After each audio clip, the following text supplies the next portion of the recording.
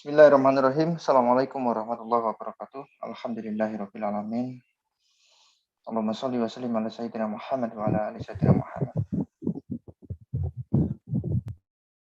Terima kasih mahasiswa semuanya yang sudah hadir.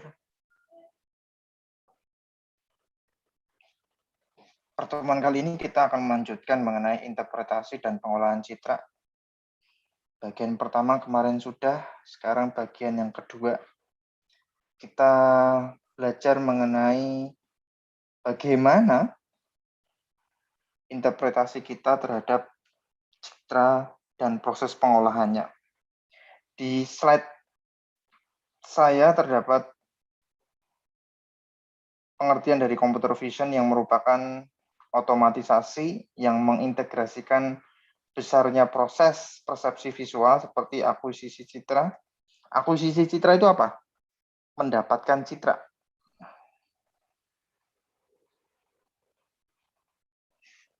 Sebentar, ini kalau ada yang masuk ini pasti ini perlu saya admit. Pengolahan citra, proses mengolahnya, klasifikasinya. Jadi kalau berbicara mengenai data itu, proses klasifikasi juga terdapat di pengolahan citra mahasiswa semuanya. Tidak hanya data-data teks, tapi video, foto, ini juga bisa kita klasifikasikan untuk apa? Untuk nanti bisa mendeteksi objeknya. Minimal mendeteksi. Nah, kalau lebih jauh lagi pengenalan, rekognisi. Karena dia sudah dideteksi, apakah bisa dikenali berarti ada database-nya di sana yang tersimpan. Itu maksudnya pengenalan atau rekognisi dan membuat keputusan. Membuat keputusan di sini nanti dari klasifikasi prosesnya, lalu identifikasi. Identifikasi dulu ya, mohon maaf. Identifikasi, klasifikasi, lalu mengenali, lalu kita bisa membuat keputusan. Ya, Anda melanggar lampu lalu lintas, plat nomor sekian sudah melewati jalur batas garis kuning ataupun marka jalan, sehingga keputusannya apa? Keputusannya kita memberikan surat tilang kepada nomor plat tersebut. Dilalah yang make Majid, yang punya Irfan. Yang kena Irfan karena plat nomornya kedaftar di Samsat adalah nomor platnya Mas Irfan. Nah, ini yang menjadi masih kelemahan di situ. Yang pakai siapa, yang kena siapa, seperti itu. Sehingga ada pengembangan baru lagi terkait identifikasi wajah. Setiap warga negara Indonesia, irisnya, mata, hidung, sidik jarinya, semuanya kedata di dalam electronic identifier ataupun KTP. Dan ini masih menjadi polemik saat ini, apakah ada chipnya atau tidak di sana. Tetapi intinya, ke depan, semua gambar kita, wajah kita yang terpampang bisa dideteksi oleh CCTV di area yang sudah dipasangi CCTV yang sifatnya smart intelligence. Ini bagian dari computer vision, di mana nantinya teknik-teknik di dalam computer vision ini memperkirakan ciri-ciri objek di dalam citra. Ciri-ciri kita itu ada 3 ya ini, mata, jadi segitiga ini, mata, hidung. Jadi ada segitiga ini. Nah, itu salah satu untuk mengukur identifikasi wajah. Jarak mata ke hidung, lalu bisa juga untuk nanti adalah irisnya. Tapi kita belum sampai ke sana untuk deteksi dari penggunaan intelijen CCTV-nya. Vision di sini gabungan dari geometri. Geometri berarti nanti ada sumbu X, sumbu Y, di mana di sana terdapat koordinat, lalu pengukuran, dan interpretation. Interpretasinya yang tadi ya, harus ada pengenalan terlebih dahulu, database wajah kita terkenali, ataupun sidik jari, ataupun iris kita terkenali, terdaftar, sehingga bisa kita melakukan interpretasi. identifikasi. Nah, itu yang ada di dalam pemahaman computer vision. Hakikatnya, computer vision ini mencoba meniru cara kerja sistem visual manusia. Nah, visual manusia berarti mata. Mata kita tidak bisa tahu informasi apa jika kita tidak menanamkan ilmu atau pengetahuan di dalam pikiran kita. Nah, sehingga ilmu atau pengetahuan itu harus kita tanamkan, kita latih, agar nanti human vision ini bisa diterapkan di dalam cara kerja computer vision, di mana nantinya sensor yang paling banyak diperbaiki adalah sensor kamera. Sekarang semakin canggih kamera ya, luar biasa. Bahkan sekarang ada filternya juga. Mahasiswa bisa bermain-main dengan filternya juga.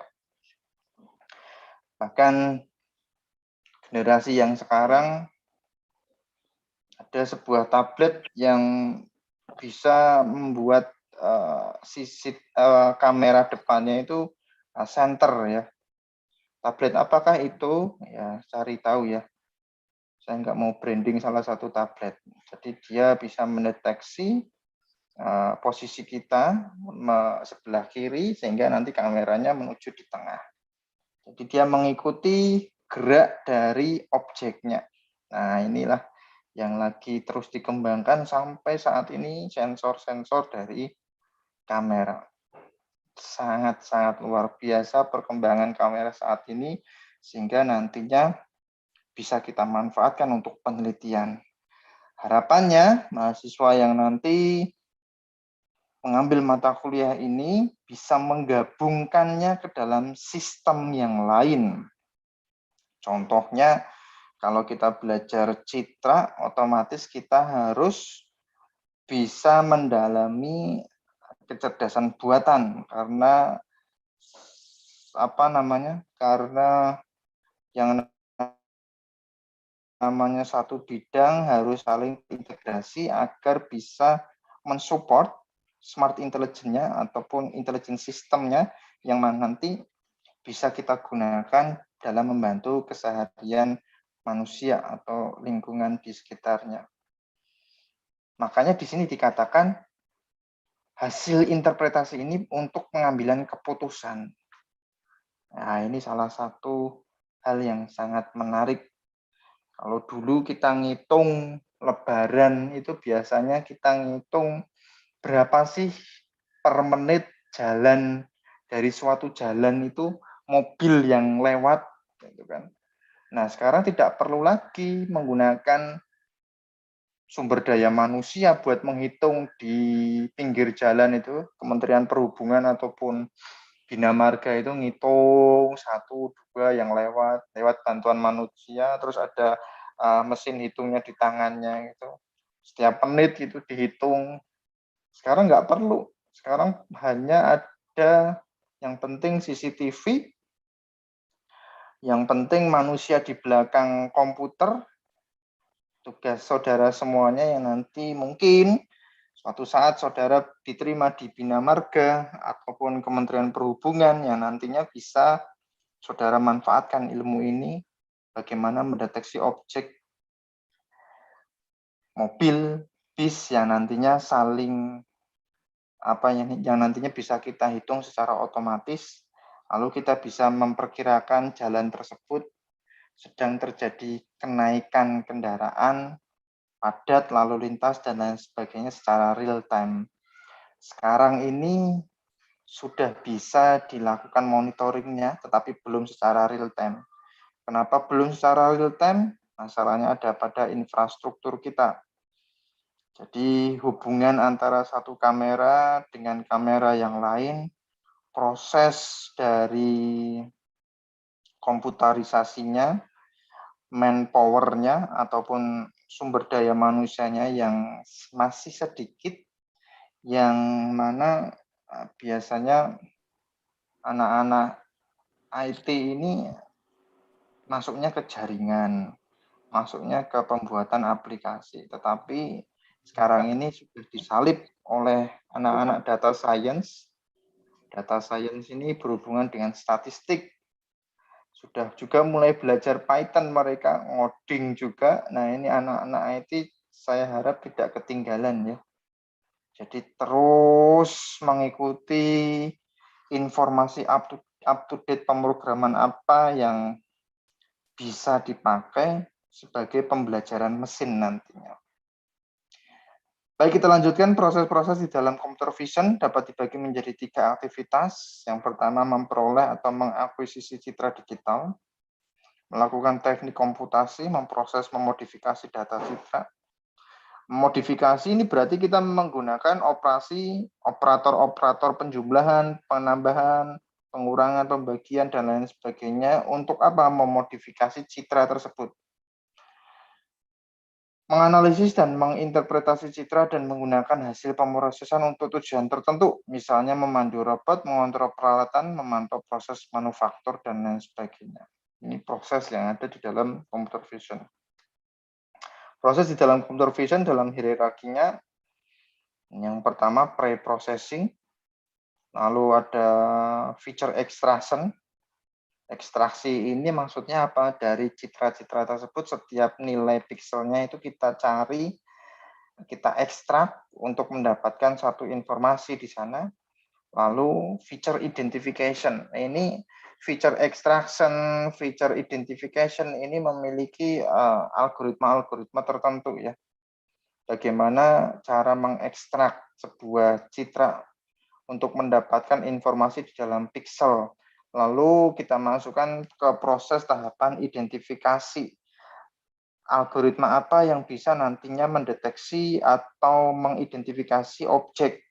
Sehingga nantinya dari bisa kita mengenali, kita masukkan ke dalam data kita untuk apa? Diinterpretasikan betul atau tidak.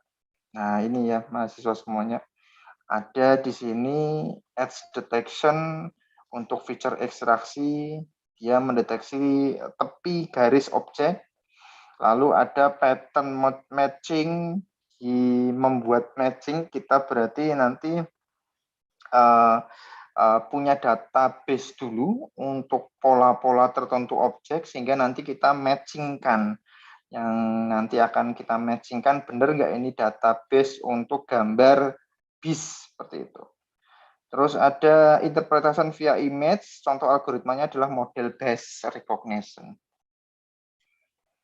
Nah, ini image processing merupakan rangkaian kesatuan dari image processing ke computer vision, dapat dipecah menjadi low, middle, and high level process. Di mana di dalam low level process, contohnya adalah menghilangkan gangguan-gangguan citra, ngeblur, ada titik-titik, ada kurang terang. Nah, itu salah satunya bisa nanti kita hilangkan dengan image sharpening, image brightness, dan lain sebagainya. Langsung masuk ke dalam middle levelnya, di sana kita akan mendeteksi objeknya, lalu mengsegmentasikan. Outputnya di sini atribut. Atribut ya. Atribut berarti itu biasanya nilai citra tersebut, pixelnya. Terus high level proses atribut, understanding, ya itu yang apa namanya,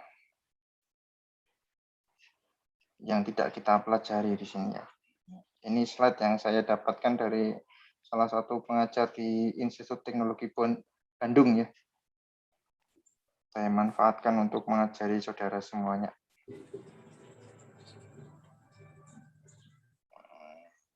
Oke. Nah, ini perbedaannya ya. Perbedaan dari image processing, di mana di dalam image processing itu ada beberapa proses mengumpulkan citra, meningkatkan kualitas citra itu image enhancement, feature extraction-nya. Nah, kalau di dalam computer vision berarti kita mengenali citra tersebut. Harus bisa mengenali citra tersebut baik dalam bentuk 2 dimensi maupun 3 dimensi seharusnya. Ini yang high level-nya untuk computer vision. Jadi yang dasar-dasarnya memang kita ajarkan di dalam mata kuliah pengolahan citra. Nah, ini yang tadi saya sebutkan ya mahasiswa semuanya, untuk apa namanya? Untuk deteksi plat nomor. Tahapan kunci dari digital image processing. Nah, ini ada permasalahan problem domain. Kita mohon maaf.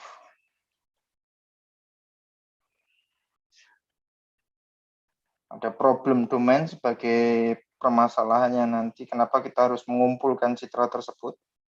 Lalu ada peningkatan kualitas citra karena kalau kita mendapatkan CCTV yang memiliki fitur low effect ataupun yang memiliki low quality dari citra tersebut perlu kita tingkatkan sebagai proses pre-processing. Lalu image restorasi berarti temu kembali citra tersebut. Kita perbaiki citra tersebut sehingga nantinya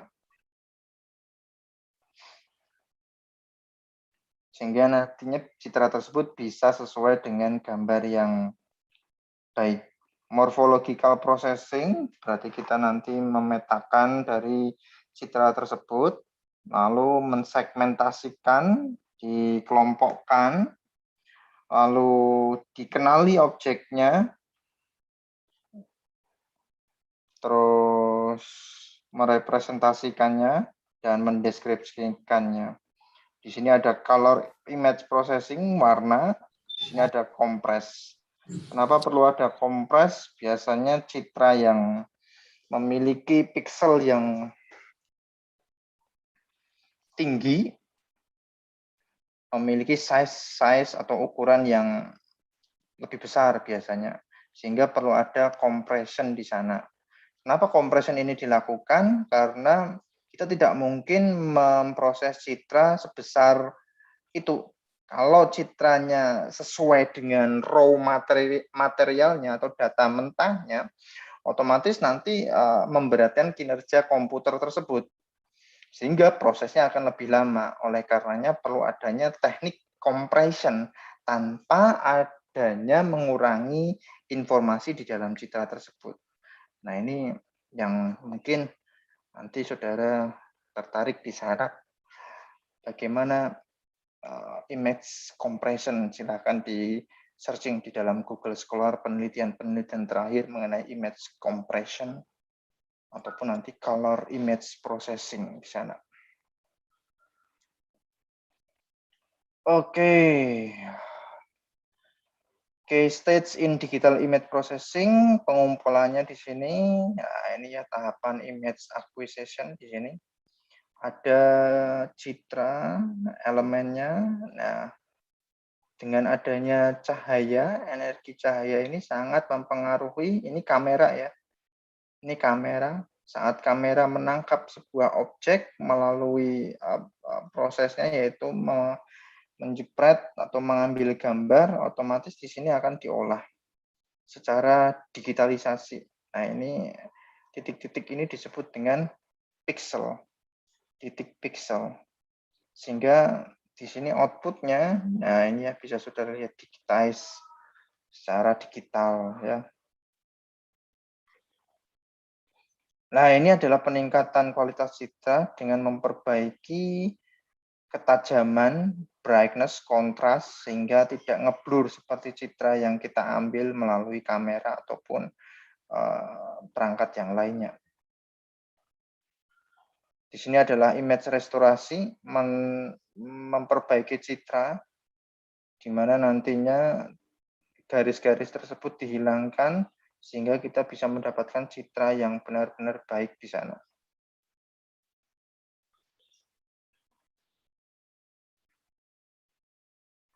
Ini morphological processing, di sini proses untuk melihat dari karakter dari gambar tersebut ya, di mana nantinya, nah ini ya, proses mengambil sidik jari dan mengenali sidik jari kita petakan, kita olah karakteristikan dari citra tersebut dengan berbagai macam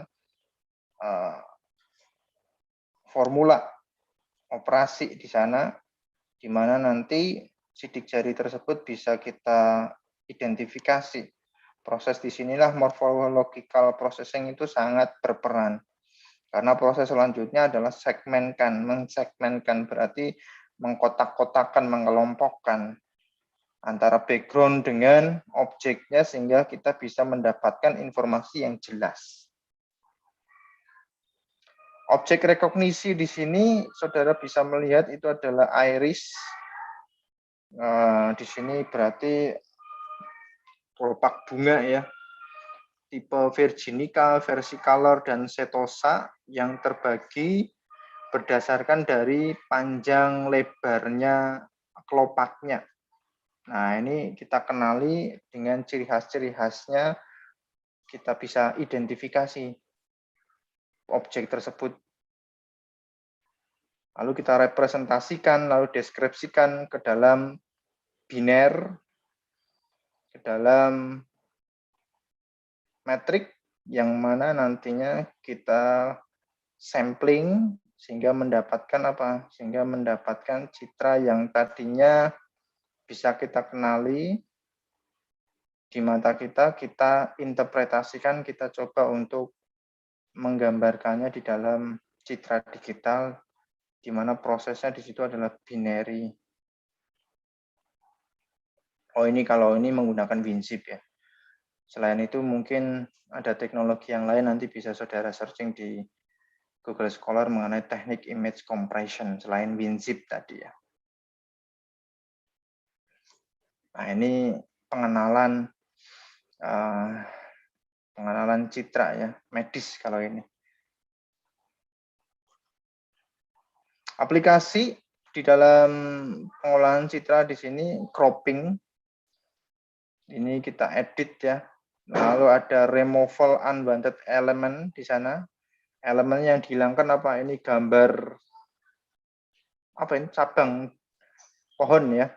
Cabang pohon yang kita hilangkan sehingga tampak awannya begitu indah. Dan juga lebih terang ya. Diterangkan lebih baik dibandingkan gambar yang sebelumnya. Kalau yang ini cropping ya, bagaimana di sini memperbesar lalu kita crop. Tidak semua informasi kita tangkap di dalam layar kamera. Ada selective color change, di mana nanti setiap objek di sini dikenali berdasarkan pewarnaannya. Ada juga perspective correction and distortion di sana. Yang ini distorsi ya. Tapi kalau yang ini sudah dibetulkan perspektifnya, sudut pandangnya.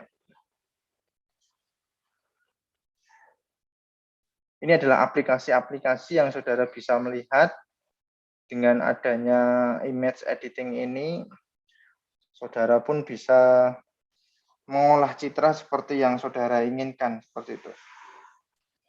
Kayak Bahrul Ulum foto karo mantannya dahulu, seperti itu. Sekarang udah putus, akhirnya dia foto sendiri, di cropping sendiri gitu ya.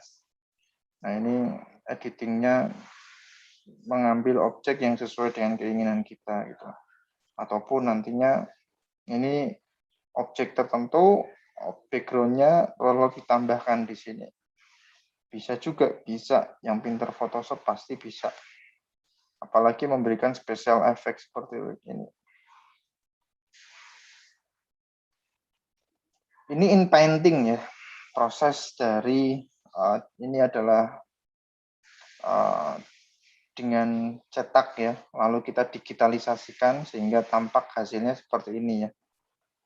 Lebih baik dan sekarang sudah tidak perlu dicetak lagi ya, kecuali kalau Anda atau saudara semua kepingin membuat sebuah album ya, album kenangan seperti itu, sehingga perlu adanya digitalisasi dari printer yang sudah dicetak, lalu kita buat ke dalam soft file ya. Ini namanya image in painting. Kalau ini adalah pencitraan jarak jauh, image in painting 2. Ini juga sama, in painting. Menghilangkan objek yang tidak kita inginkan. apa yang nanti kita perlukan, ya cukup kita edit. Kalau ini robotika, aplikasi pengolahan citra computer vision-nya, yaitu sekarang sudah sangat berkembang tanpa adanya awak kapal mengirim manusia ke luar angkasa, cukup robot saja untuk bisa menghindari jatuhnya korban seperti itu. Yang jadi masalah adalah dengan jaraknya yang sangat jauh, bagaimana komunikasinya. Perlu adanya anak elektro, anak transmisi yang nantinya membantu dalam komunikasi antara robot dengan orang yang ada di bumi, sehingga informasi yang ditangkap bisa dengan baik kita dapatkan. Nah, ini yang masih terus diteliti untuk penginderaan jarak jauh dan komunikasi antara robot dengan manusianya yang ada di bumi. Image demo sizing, nah di sini bisa saudara lihat. Jadi memang ada perangkat ya, perangkat untuk bisa mendeteksi kecepatan yang sangat tinggi ya. Sekarang slow motion sudah banyak, ada teknik-teknik slow motion, bahkan kamera pun juga bisa untuk digunakan. Kalau ini nih medis, citra-citra MRI, lalu ada citra scanning USG ini ya, hasil-hasil gambarnya sangat berbeda ya. Kalau USG tidak sebaik MRI gitu ya. Ia hanya mendeteksi objek tertentu saja. Tapi kalau CT scan, nah itu keseluruhan biasanya citranya lebih lengkap untuk penggambarannya. Hanya saja alatnya masih mahal. Nah, ini yang diperlukan bagaimana dengan citra-citra tersebut dokter bisa terbantukan dengan adanya penangkapan citra, walaupun kita menggunakan kamera yang low quality, tetapi hasilnya sama seperti CT scan yang harganya mahal. Ini yang masih terus ditingkatkan untuk penelitian-penelitian di bidang medis. Remote sensing, ya ini deteksi objeknya, penangkapan citra satelitnya.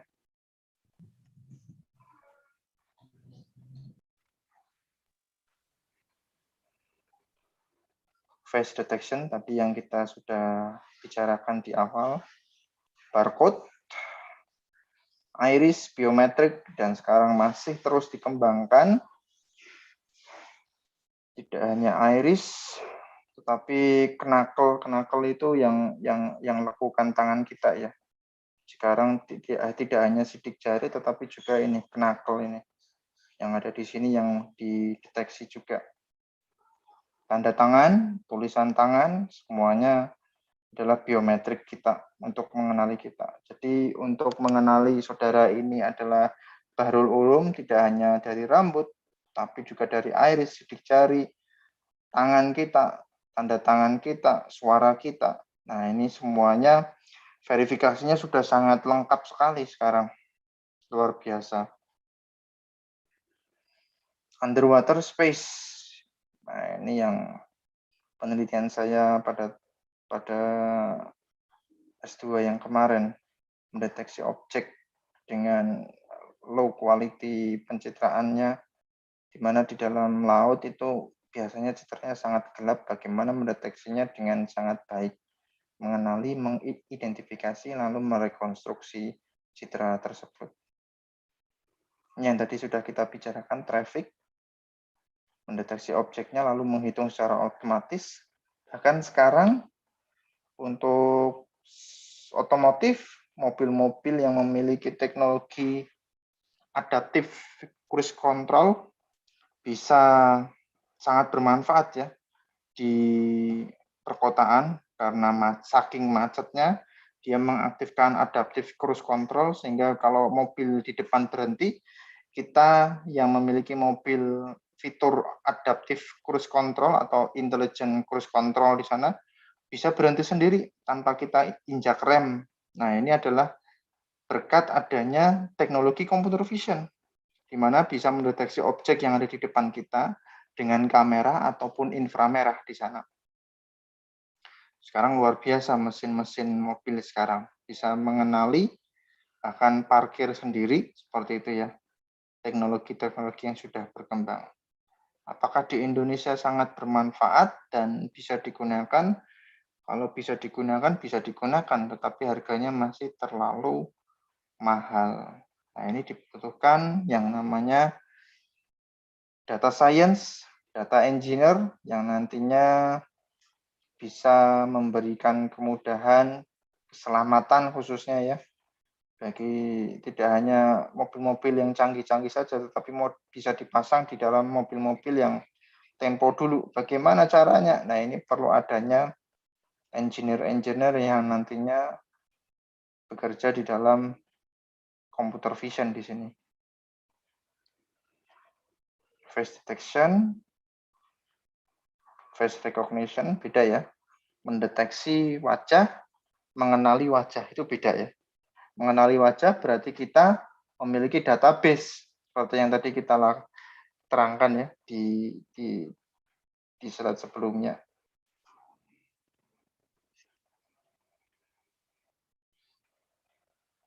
Nah, ini ekspresi. Yang sekarang lagi digalakkan adalah ekspresi dari wajah kita. Apakah sekarang sedang marah, sedang tersenyum, dan lain sebagainya, sekarang sudah bisa dikenali. Kenapa harus ada penelitian seperti itu? Agar bisa nantinya robot bisa menirukannya. Activity human recognition-nya yang di sini membutuhkan infrastruktur CCTV dan Internet of Things. Oh, kalau ini medis ya, mahasiswa semuanya. Baik, apakah ada yang ingin ditanyakan?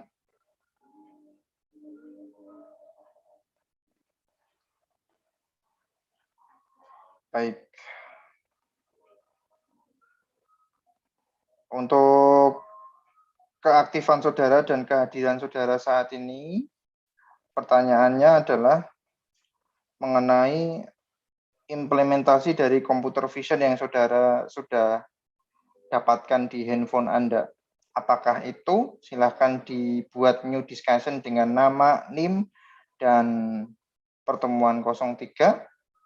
Lalu pesannya atau message-nya di sana adalah menjawab persoalan saya, pertanyaan saya, implementasi apa yang saudara sudah dapatkan dengan adanya computer vision yang sudah saudara nikmati sekarang. Nah, itu bisa saudara nanti buat di